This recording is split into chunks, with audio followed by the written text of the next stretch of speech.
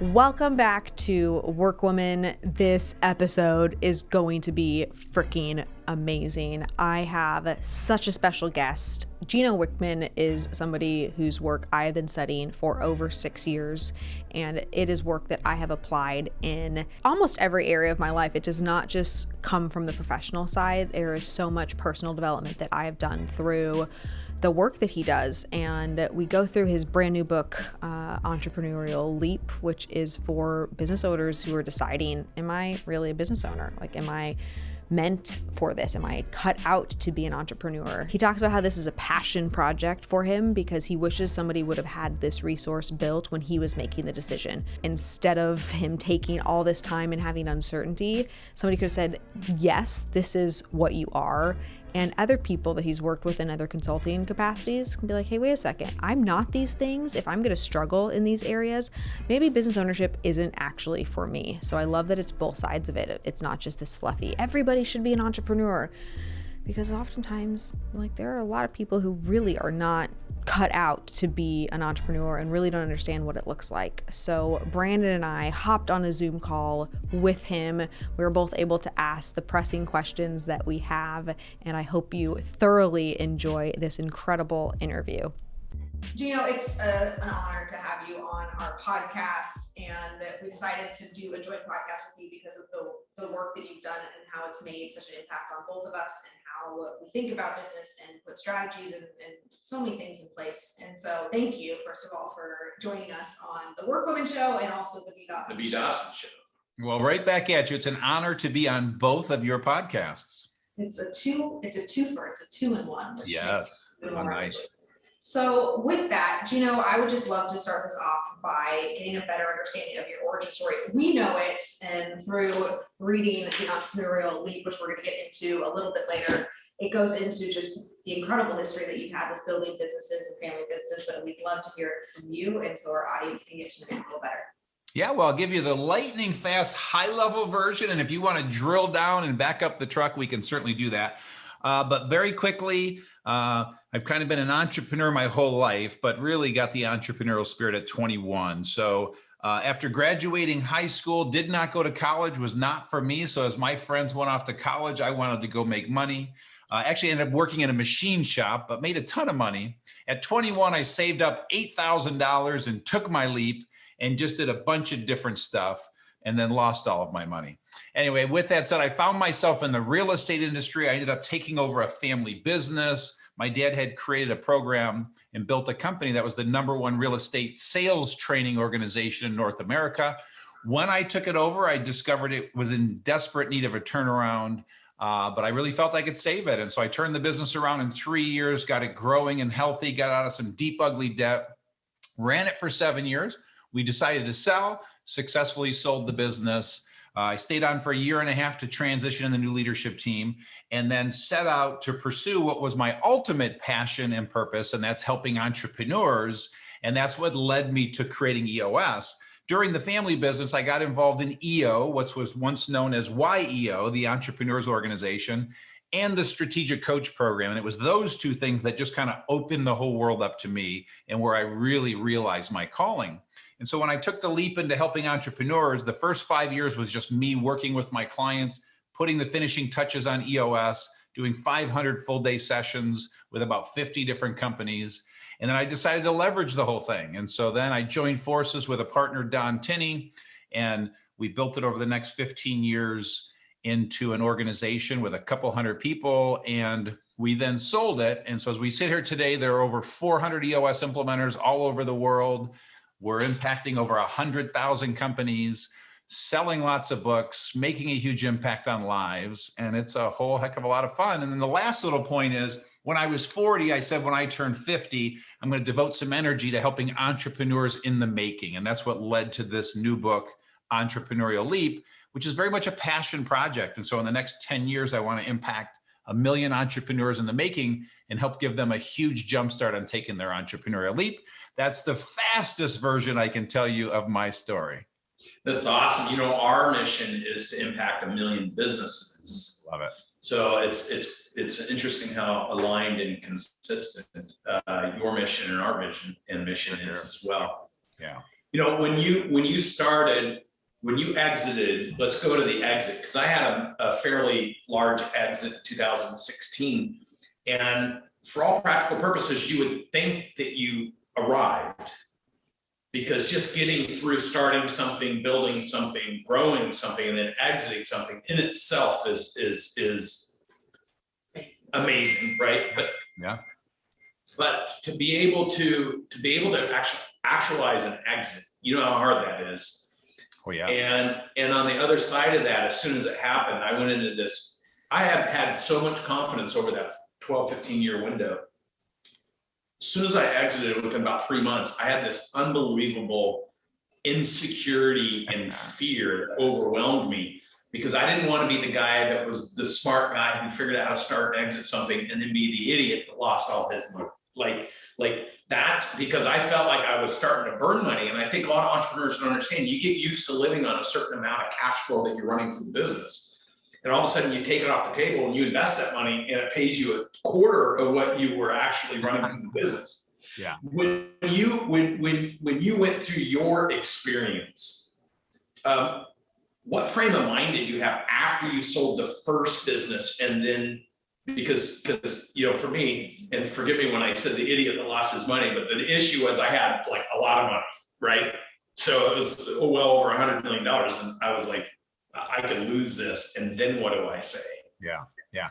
Well, so we could do a whole podcast just on this topic. So it prompts maybe 3 thoughts. So it's so funny you're bringing this up, because literally I just did a podcast interview, and what we were talking about is setting long range goals. And they were asking me the definition of success. And I subscribe to the Earl Nightingale definition that success is the worthy progression and realization of a goal. And so it's working towards something is when you're successful. And literally verbatim, this is what I said. It's just like when you work your whole life building a business and then you sell it, the day after you sell it, you feel like a failure. So you just literally put the exclamation point on the conversation we had. But the point is more than selling your business. Any big goal you work toward, the day you hit it, the next day you're depressed. You got to set a new goal. And so the point is all about working towards something. So that's point 1. Knowing that for anyone out there that owns a business and intends to sell it someday, I've seen it now so many times with my clients and so many entrepreneurs. The day after they lose their identity, they go into a deep depression, they're miserable. And this lasts for 1 to 2 years on average. And so knowing that, I had the luxury of knowing that. So when you ask what was my mindset going into that, you got to know your next thing. Okay. And so I already knew my next thing. So, I'm not bragging, but I had so much experience that, I put in place an amazing leadership team. I had already removed myself from the day-to-day. I replaced myself as the visionary of the company. And that new visionary had been in place for 3-4 years and running it well. So that's point 1. The company was not dependent on me anymore. So I was free. Number 2, I knew exactly what I was going to spend my time doing the day after I sold, and this is it. So I already knew what I was going to be doing, so that I had a purpose, I had an identity, because again, like I said, that's what most lose. So that's the mindset. Those are the lessons. That's what I learned. And like I said, we could do an entire podcast because there's 12 other great things that I incorporated into it. But that's a biggie, is you got to know what you're going to do next, or you're going to be miserable. 100%, 100%. And even though I was excited about what I was going to do next, I was still afraid. I was still miserable because I was afraid, what if I screwed it up? What if I was a 2 or 3 time? Fear really settled in, and so it's interesting to hear you say that, where you're in the middle of building something new. And I think the difference probably is the realization that it took a while after the sale of the business for him to stumble upon, and for myself, was it's in the pursuit, right? You're going to be happy. Yeah, and Natalie, did you know Brandon when he sold the business? Were you guys together? Yes. Yeah, so you got to witness the misery, right? So not only is he validating it, but you're validating it, because you probably saw the misery more extreme than he saw the misery. He was pretending. You saw it clearly, so for what that's worth. Very clearly. And it was for me such an incredible lesson, and so many things I think came from that. But this idea that you just said was is very impactful, that it's the process of becoming successful. And you had a quote, give me a second, I have all of my notes from your book. You had a quote, becoming an entrepreneur isn't something you do, it's something that you are. And I think that that also ties to this idea of exiting, because once you've exited a business, you still are an entrepreneur. It's not, you became it, you have this thing and you have to, it's your responsibility to yourself to continue to go after that.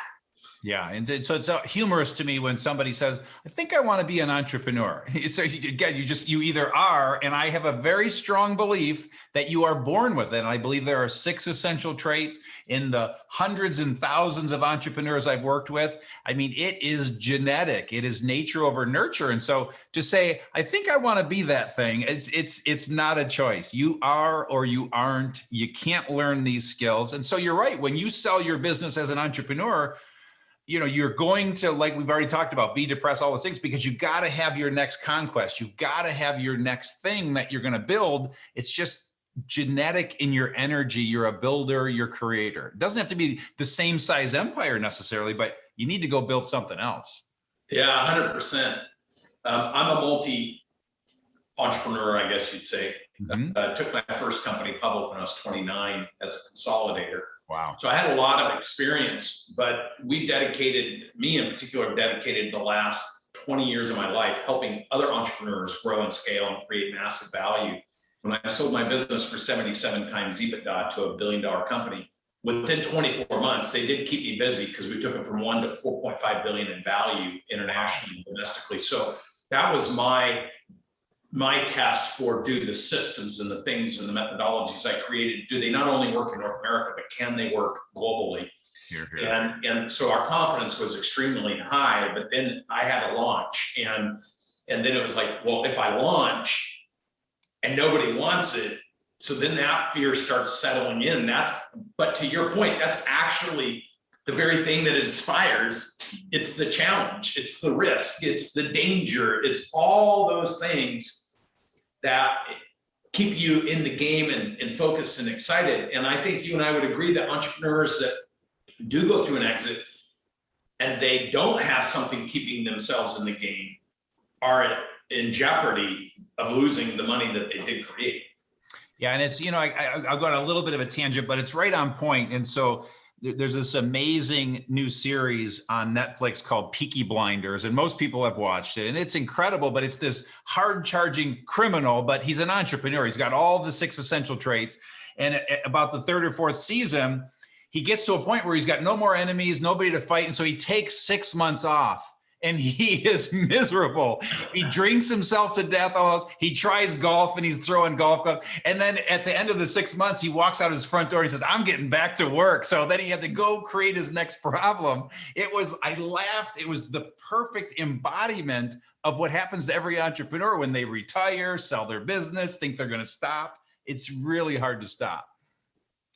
I coach a lot of business owners that struggle with finding, attracting, developing, and aligning and then retaining great people.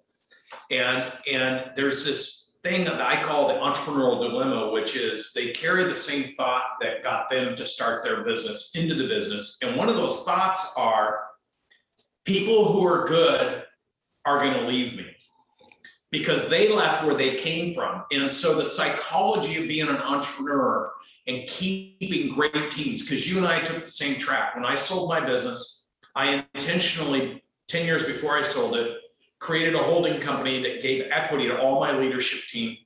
When we sold the business, I took half of my earnout and gave it to my team.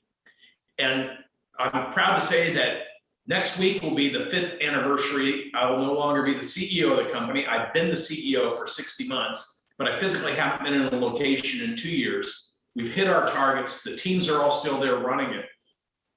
Talk a little bit about from your perspective, when someone does start a business and they leave wrong where they were at. Let's say they take customers and they become a victim mentality. They don't take care of me and they're on the payroll for 9 months, setting their side gig up, and then they leave.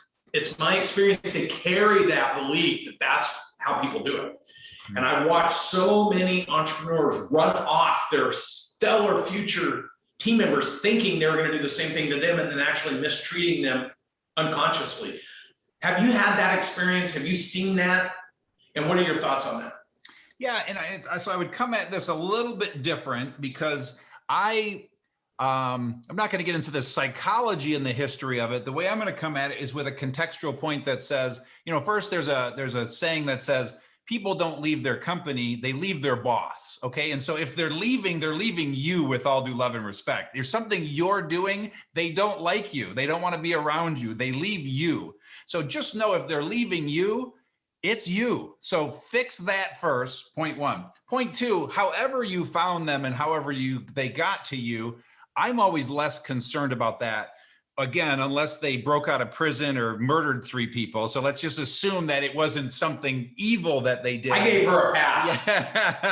And everything they did was ethical. Okay, let's just assume, because if they've exhibited signs of not being ethical, trust me, that pattern's going to continue. So let's pretend they got to you in an ethical way.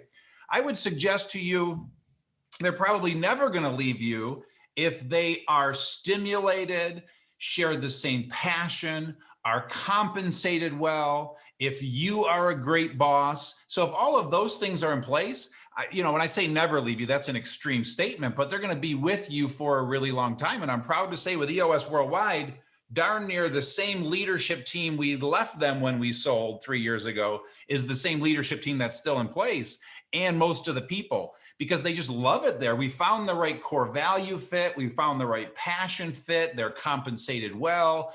And, everyone around there that's a boss or a leader is a pretty darn good boss or a leader. So anyway, I just come at it from that way. And I don't get into the whole, when the owner is thinking they left them, they're going to leave me. I mean, there's some psychological issues going on there that therapy is the only solution to that. So that's, my 2 cents. Many of the business owners that I've worked with over the last 20 years, they started their business because they didn't want a boss. They didn't want somebody to put a limit on how much money they can make. They didn't want someone controlling their time.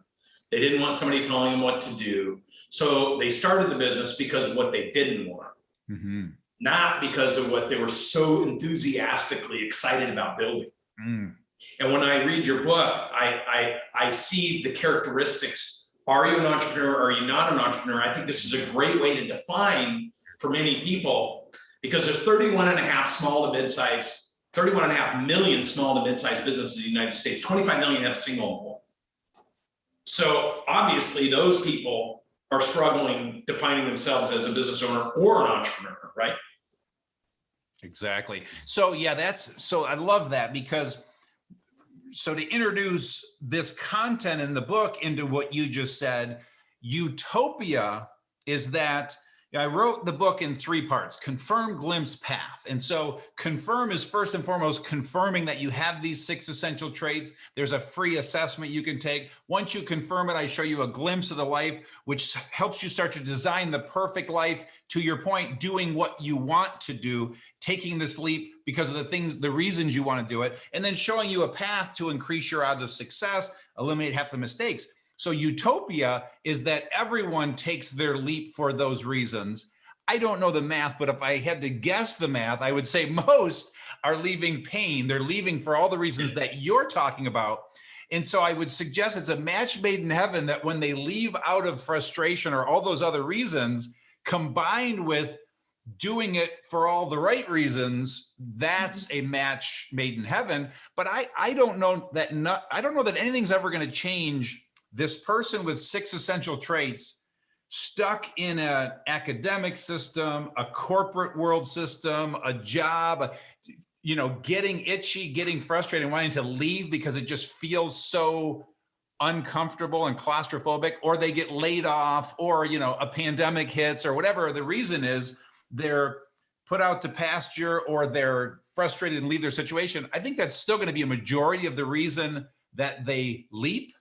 But hopefully combining these 2 conversations helps them take a better leap and do it for all the right reasons, but do it in alignment with what they're built for. And what I'm showing them how to do is build the business they're built to build, because The world is being convinced that the only business to build is a billion-dollar tech unicorn. And trust me, there are lots of other options. And every entrepreneur is not built to build a billion-dollar company. And there's no shame in building a $4 million heating and cooling company if that's what you're built for. So anyway, I hope that makes sense, but that would be my answer to your question.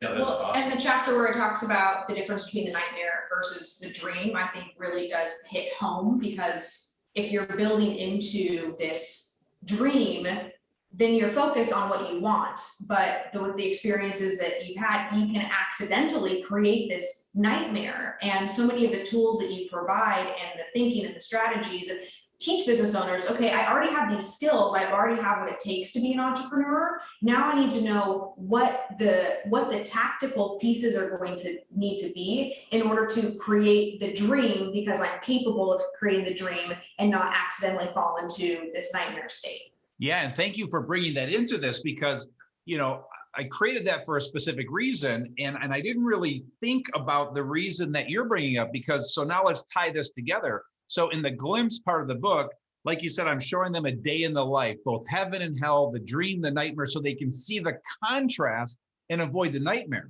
So to exactly what you're saying, Brandon, most of them are leaving pain to go find pleasure, but they just kind of thrusted themselves into this new thing, and they end up living the nightmare because they have no idea what they're doing. They just jumped in feet first. They didn't design the perfect life first.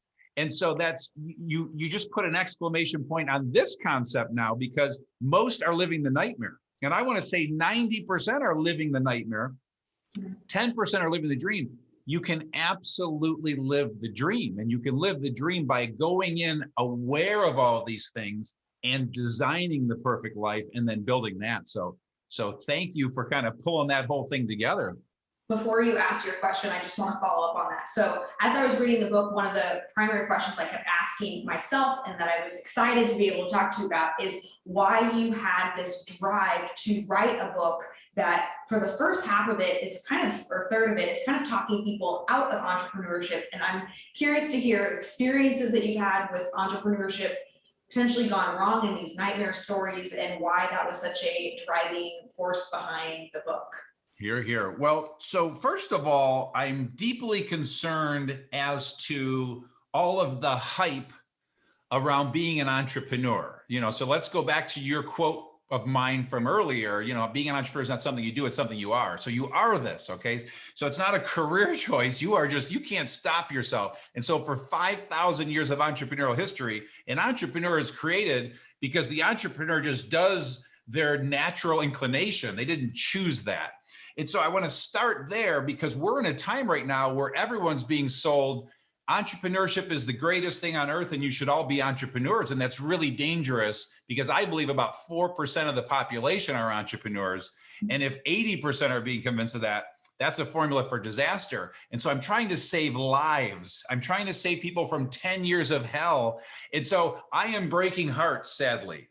My mission is to find the 4% wherever they are, because they're in universities, they're in corporate America, they're in the prison system. 25% of all prisoners, they're entrepreneurs. They just use their powers for bad, not good. And so look out when they realize they can use those powers for good. But wherever they are, it's a matter of finding them and showing them the life they're born to live, and just as quickly saving people from 10 years of hell that should not take this journey. And so that's the first part of where the passion comes from, and why the approach. It's just my nature to be honest. In other words, I just, for lack of a better term, punch people in the face with the truth. It saves a lot of time. Okay. So I'm just saving time. And then the second part of the passion is I'm teaching myself at 18 years old. So Danielle Kennedy says we teach what we needed the most. And so at 18, I was a mislabeled derelict. I was lost. I was confused. I was scared to death. And I was an entrepreneur in the making, and I had no idea I was. And so if I had known this, if I had this content, if I had this book 35 years ago, it would have been a much different path in my 20s, or at least a less anxious path and an insecure path, if you will. So those are the two intertwining passions and reasons that lead up to the answer to your question. That makes a lot of sense. So Gino, I talk about, I've done so much research from 2009, 10, 11 through 16 with two major research companies. And we reverse engineered about 3,800 different businesses across the spectrum, about 100 different verticals, because the thing I was looking for, my expertise is in taking individual independent business owners and massively growing, scaling, and participating with them as an alternative to private equity. Yeah. So what I wanted to understand is at the different levels of scaling and growing, what are the things that need to be in place, that worked in place, that caused businesses to fail and collapse. And this is the work I started when I first met Jim Collins and started looking at Good, Great, Great by Choice, How the Money Falls. And these were the discussions of, okay, you can map this to 30-year-old legacy, billions of dollars size businesses, but who's mapping it to $1 million businesses or $3 million businesses or $5 million? It's just too complicated, too much work. That was put me on my mission. And so what I found on average across the spectrum is that $100,000 to $3 million is what I call breakpoint one. And that's what they do. Does it work? Once they get up to a certain size, they accumulate a couple of people to help them. And the range is somewhere between, $500,000 to $3 million is in that first breakpoint. Then breakpoint two is $3 to $8 million. And that's kind of like how many people they throw at it and can get people enthusiastic and excited about putting the rubber bands around things to keep it to work. And then breakpoint three is 8 to 15 million. And that's where all of a sudden they got to become process oriented, because breakpoint four is accelerating people.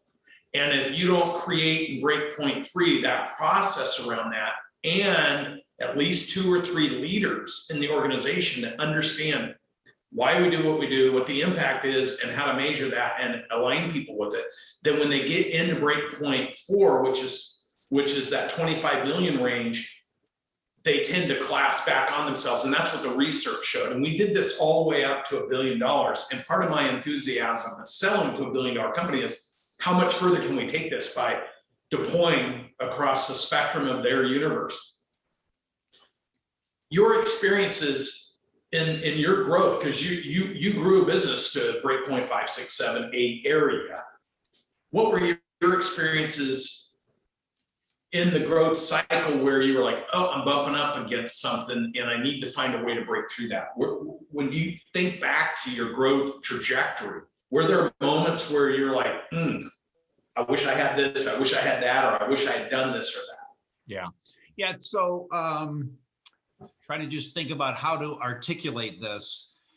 Because it's so interesting how you come at it, and you're way smarter than I am. So the way I always approach things is I say, forget about why this is happening, just do this. So, you are clear on a lot of the why this is happening. So I'm going to give an answer that comes at it from a little different angle. And what's interesting is with what I created with EOS and what it is that we do for companies, we do a lot of the same things. And so we're actually competitors, and that's great. We all have lots of competitors. The world needs competition. And so we're going after a lot of the same market, but the EOS market is a 10 to 250 person company. And so it's really important that you understand that first. That's who I created EOS for: speedboats, small entrepreneurial, privately held companies. Now, 80% of all of our clients reside there, 80% of the 100,000. 10% are larger, 10% are smaller. The reason the larger ones stay with it is they learned how to stay entrepreneurial, but when they become bureaucratic over 250, which is what usually happens, no mas with EOS, because you're bringing in professional managers, you're getting bureaucratic, whatever. So the point is, that's our sweet spot. So I can only answer that sweet spot. But before I say that, I want to share that with Entrepreneurial Leap, the main topic of this podcast. We're a match made in heaven, because I want to get them all to start really well with Entrepreneurial Leap. And then all of a sudden they're ours when they get to the next level. So I would say this, what you're calling, you called it a break point, right? Is that the verbiage you used? Yeah. What we call it is, we just call it hitting the ceiling. And then there's a great article that was written, Harvard Business Review article on the evolution and revolution of business. And it shares a lot of the similar things that you just talked about. It's fascinating, the similarities. So I can't tell you like the perfect number of employees, perfect revenue size where it starts to get shaky, but that's a revolutionary period before the next evolution, if you will. But again, we call that hitting the ceiling. And so our clients are hitting a series of ceilings. And when they come to us, they're hitting a ceiling.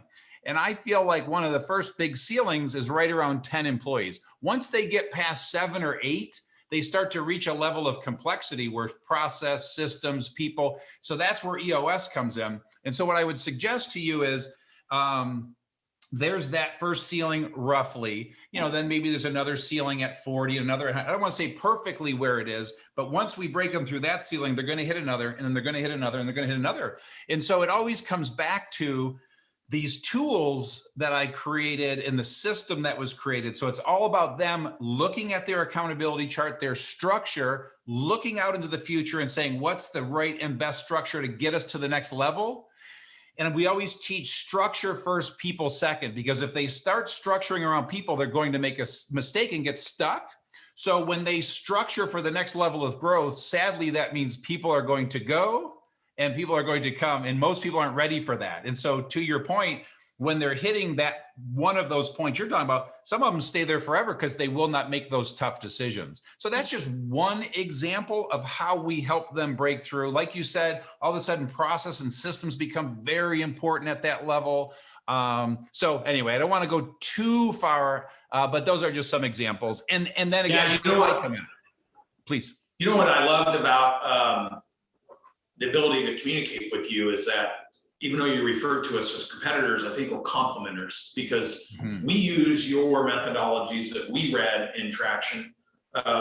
We are different in how we complement, but we also recognize the strength of that system. And I think what I really love about what you're doing now is when I talk about breakpoint 100,000 to 3 million, there really isn't. And I say I'm not the person that wants to do this passion work. Yeah.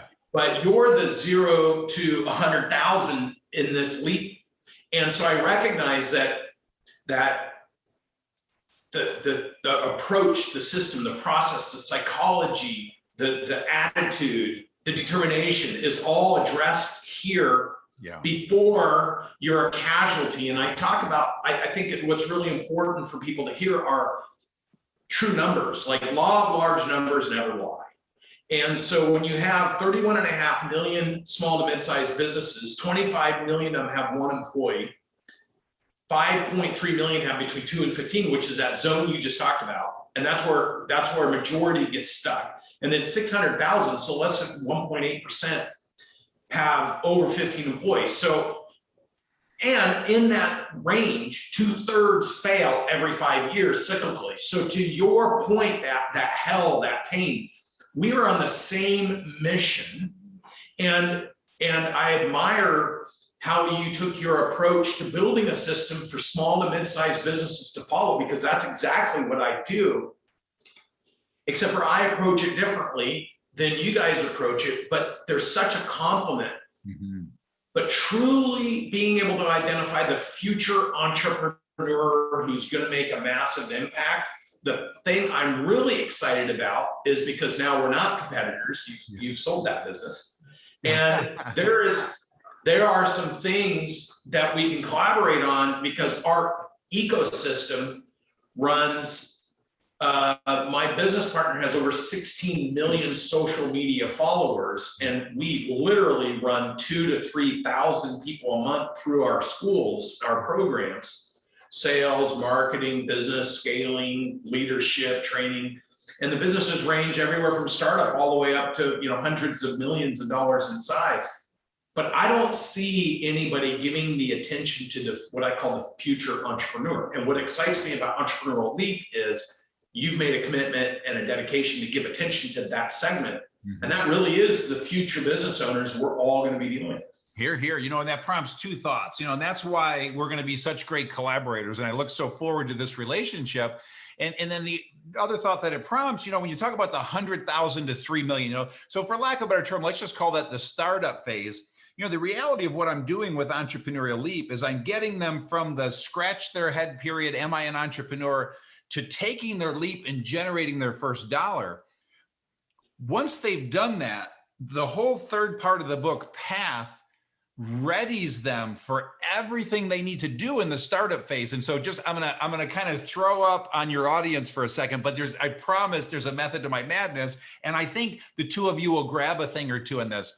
But the chapters in path, really high level, in terms of what to do to go from the first dollar, to the millionth, 2 million, $3 million in your startup phase.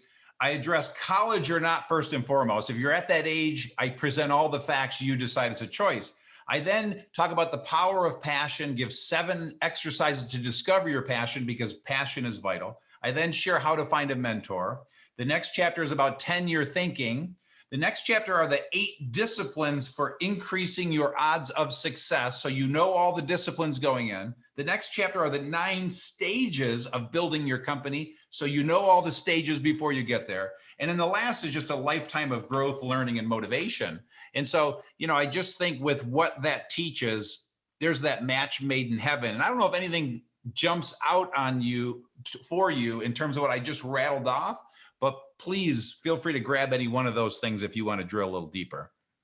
The college or not piece is fascinating to me because both of you guys didn't go to college. I did go to college, and I don't want to steal what the book says, but I really appreciate your approach. And for the audience who is kind of in that age where you're like, should I go to college or should I not go to college?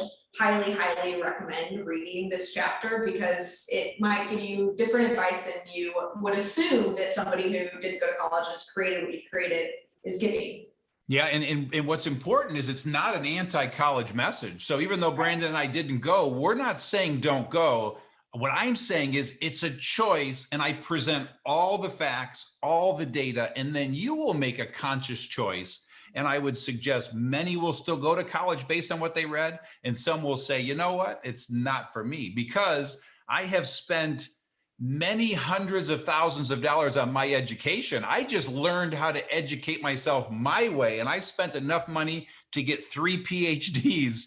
So I'm a fanatic about education. I just had to learn how this ADD, OCD mind needed to be educated, and it wasn't a structured system. But many will choose college after reading that chapter, and many may not.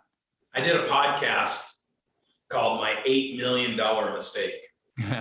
And I say that's my college education, because I tested myself and blew $8 million in the process of doing it on my own money. I've never taken a dime. Once I had exited that public company, I vowed I would never use anybody's money, and I was going to find a way to achieve these goals and fund the organization without needing other people's capital. And so, I'm pleased to say we are on our second startup, or third, my third, and we, in 24 months, have generated over 35 million in revenue and 20 million in profit. And we never raised a dime, never borrowed a penny. No one has any money into the organization. And so, and really what that is taking these methodologies that I've created and teaching entrepreneurs how to bust through those ceilings. Yeah. And do it and accelerate it.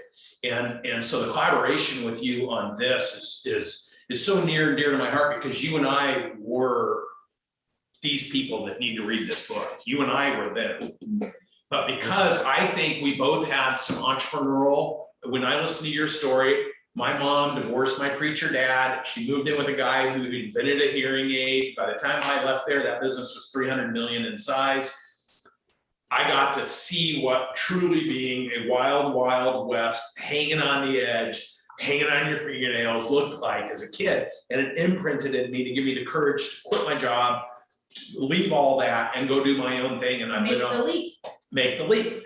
And I think the thing that's missing is there's not enough people teaching people like where you and I were, what that could, painting that ideal scene or that picture, or qualifying or quantifying or defining for people to say, hey, I want to opt into that. So people accidentally stumble into it, and then they find themselves in that hell versus intentionally finding it. And that's what I love about this book. Yeah, and some colleges are getting good at it. It's just a few right now, but they're getting good at it. But I feel compelled to say one more thing on this college conversation, because it's actually really cool. The point is, again, I present all the facts, you make the decision for yourself, but everything you're going to read about in those facts come from real world entrepreneurs that have degrees, and they're giving you their advice. So the beauty is knowing that you're an entrepreneur and then going to college as an entrepreneur. It's a whole different way to go to college, and it gets clear on the reasons you should go to college. and the courses you should take so that you're just not wasting your time for 4 years in college. So most of them said, I would go back, but I would go back because this is what I got out of it. And here's what I would do different if I went back.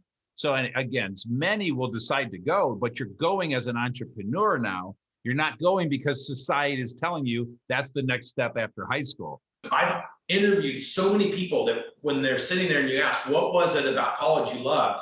And they said, my parents wanted me to go, or I just needed to get any kind of degree to get out of there.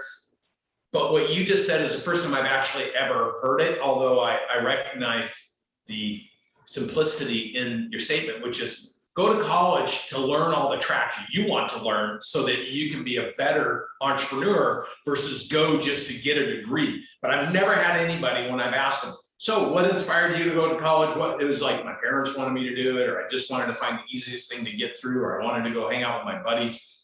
No one has ever said to me, out of the tens of thousands of interviews, I went to track against what I wanted to do with my life. Because I already knew I was that thing. I was an entrepreneur. Yeah, and what's also important to know, and again, I share it in the chapter, but your road is more difficult in this society without a degree. And trust me, I know the look of utter disdain from people that think you should have a degree. I've seen it 10,000 times in my life. I shrug it off and laugh it off, and I don't care. But the wins are against you if you don't have a degree in this society. So you know, these are all the data points that you need to know so you make the right decision for yourself.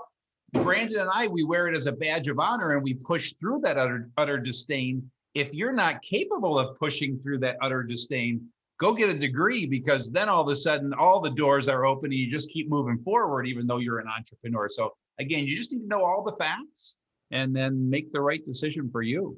I think that what you described is exactly the type of personality that doesn't necessarily want the credentialing to have like an extra thing to make it a little bit harder. Like I see that in both of you. Obviously, there are people who certainly will go to college and have this entrepreneurial thing inside them, but I do think that that almost leads to people who like, okay, I can take that too, and I can take something else, and I can take this on and still be able to create that success. I definitely see that in both of you. Here, here. Awesome. Here.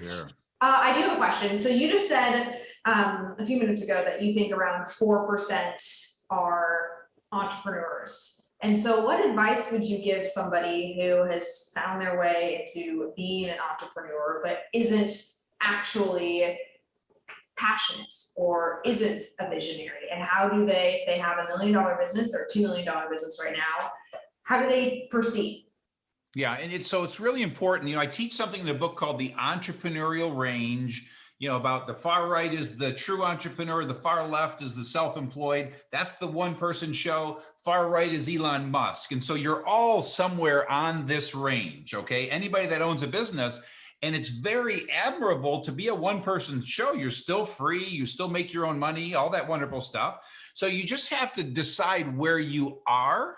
So this gets to the point I make in Glimpse about my biz match and understanding all of the options for you and deciding the business you're built for. Because like I said, it's okay to build a $4 million heating and cooling company. So that entrepreneur needs to decide what do they really and truly want.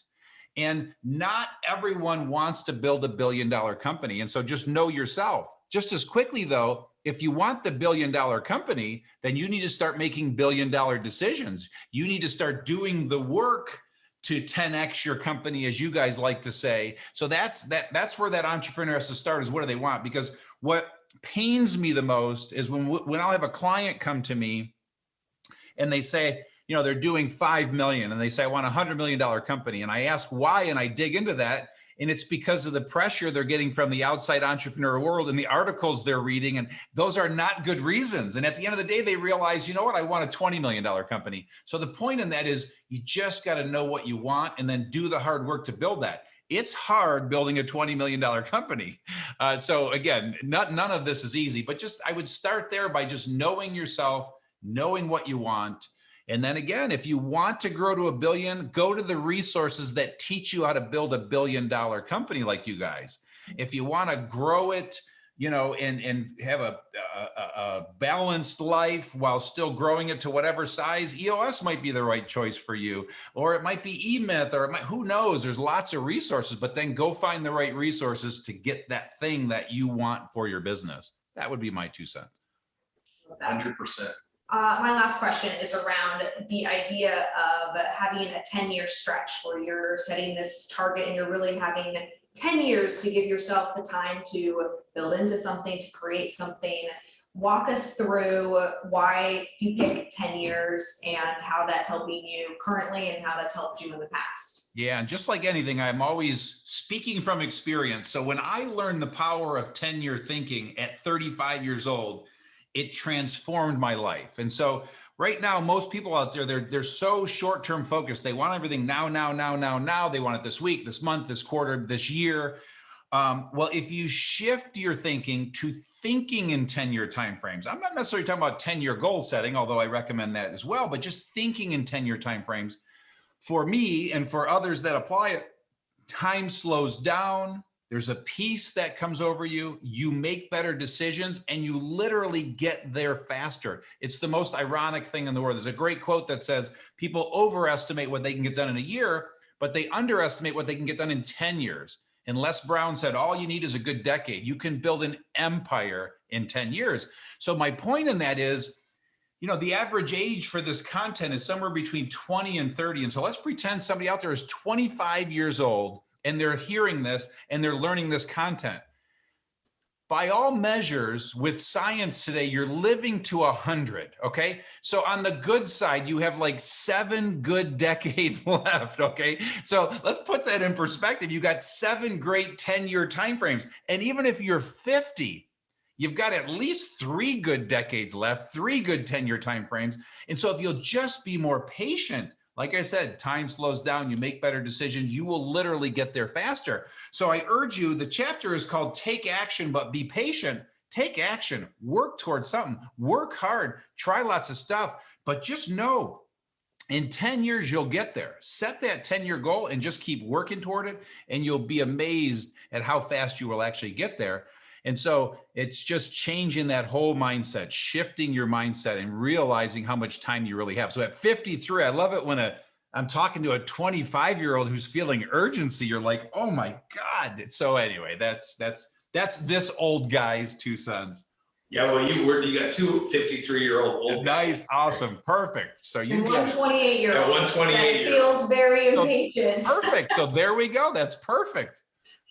Gino, it has been a pleasure. Thank you for agreeing to do this podcast. And for our listeners, you absolutely have to pick up a copy of Entrepreneurial Leap. It is transformative. It is going to help you understand if you're ready to make that leap and what the first steps should look like. Gino, I'm assuming they can buy this anywhere, but is there a specific link that you want to drive people to? Yeah, the epicenter of all things Entrepreneurial Leap is the website e-leap.com. So you'll find a ton of free tools. You'll find that assessment. Click on 1, 2, 3 roadmap. It's a 1-hour exercise to take you through Confirm, Glimpse, Path, the 3 most powerful tools. In an hour, you'll have a game plan and a roadmap to start a better startup. So just a bunch of fun, free stuff. And certainly you can buy the book there. And if you want to become a collaborator like you guys are, just click on the Become a Collaborator button and let's join forces. It's awesome. Gino, from my standpoint, from one entrepreneur, 53-year-old entrepreneur to another one. Yeah. Appreciate your dedication and commitment to share with other business owners. And I honor the success you've had. Thank you. It's heaven. And I really appreciate your time. This was a blast. I'm looking forward to doing some big collaborations with you. Trust me. Here. Thank you to both of you.